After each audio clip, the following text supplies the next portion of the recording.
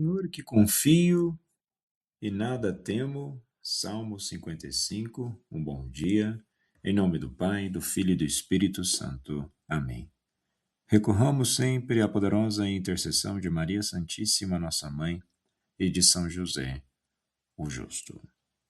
Na liturgia de hoje celebramos a memória da beata Laura Vicuna, que nos apresenta o testemunho luminoso de uma fé vivida na simplicidade e no sacrifício.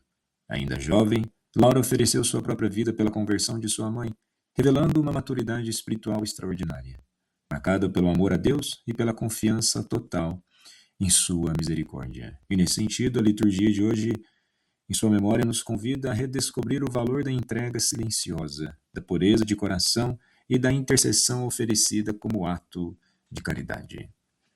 Na primeira leitura de hoje do primeiro livro de Samuel, capítulo 18, dos versículos 6 ao 9 e capítulo 19, dos versículos 1 ao 7, nos apresenta um retrato bem realista na Escritura sobre o drama interior do ser humano. A passagem de Saul da admiração à inveja e da inveja à violência. O texto não fala apenas de um conflito histórico entre Saul e Davi, mas de um processo espiritual que pode habitar qualquer coração quando o poder deixa de ser serviço e passa a ser posse. E o ponto de ruptura nasce de um cântico popular, onde está assim: Saul matou seus milhares e Davi seus 10 milhares. Teologicamente, não é o elogio a Davi que destrói Saul, mas a incapacidade de Saul de permanecer na verdade da própria vocação. A inveja aqui é mais que um sentimento, é uma desordem espiritual do olhar. Saul deixa de olhar para Deus, que o ungiu, e passa a medir a própria identidade pelo reconhecimento humano. E vejamos bem, muitas vezes em nossas vidas, ou muitas vezes é possível acontecer na vida das pessoas, quando de fato a inveja ou o próprio egoísmo, o ser humano começa a desviar o foco daquilo que necessariamente e realmente ele precisa para a sua vida. É uma desordem espiritual do olhar. Quando verdadeiramente a presença de alguém nos incomoda profundamente, é preciso revermos o que estamos sentindo, ou qual está sendo o foco de nossas vidas. Estamos perdendo o olhar para aquilo que verdadeiramente importa. E o texto afirma: Saul ficou muito irritado e começou a olhar Davi com os maus olhos. Na linguagem bíblica, o olhar é sede da intenção interior.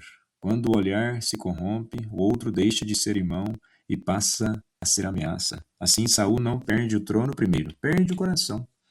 A pergunta de Saul, que lhe falta senão o reino, revela o mecanismo do pecado. A insegurança gera suspeita, a suspeita gera medo, e o medo gera desejo de eliminação.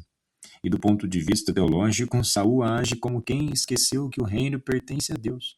Onde Deus é esquecido, o outro se torna rival absoluto. E aqui se manifesta um princípio espiritual decisivo. Quem não confia na promessa de Deus tenta controlar a história pela força. E o capítulo 19 introduz uma figura essencial, Jonatas. Ele encarna a lógica oposta de Saul. Enquanto Saul é movido pela inveja, Jonatas é movido pela filia, ou seja, a amizade fiel, que na Bíblia se aproxima da caridade. Jonatas não nega o erro do pai, mas também não rompe com ele. Ele exerce uma mediação sábia, fundada na verdade. Recorda a fidelidade de Davi, o bem que ele trouxe ao reino e a injustiça de derramar sangue inocente. Jonatas age como intercessor.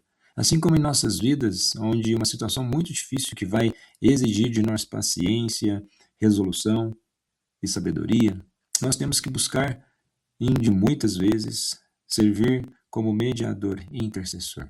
Mesmo sabendo que a situação vai ser difícil, compete a nós, enquanto cristãos, oferecermos caminhos para a libertação de tudo aquilo que divide e destrói e corrompe o ser humano. E no Evangelho de hoje, em Marcos, capítulo 3, dos versículos 7 ao 12, nos apresenta Jesus retirando-se com os discípulos para junto do mar, enquanto multidões o seguem. O verbo não indica fuga por medo, mas discernimento. Jesus não se deixa conduzir pelo aplauso nem pelo conflito. Ele permanece livre para cumprir a vontade do Pai. E aqui já aparece uma tensão profundamente atual, a diferença entre popularidade e missão. E no texto, pessoas vêm da Galiléia, Judéia, Jerusalém, Idumeia, além do Jordão, e de modo significativo de Tiro e Sidônia. A geografia não é neutra. Marcos desenha o mapa do sofrimento humano. Judeus e gentios, religiosos e marginalizados, todos se aproximam porque tinham ouvido falar de tudo que Jesus fazia. E teologicamente, isso revela que o reino de Deus se manifesta primeiro como resposta à dor concreta. Jesus não atrai por discurso ideológico, por palavras bonitas tão somente, mas por autoridade que cura, restaura e devolve dignidade.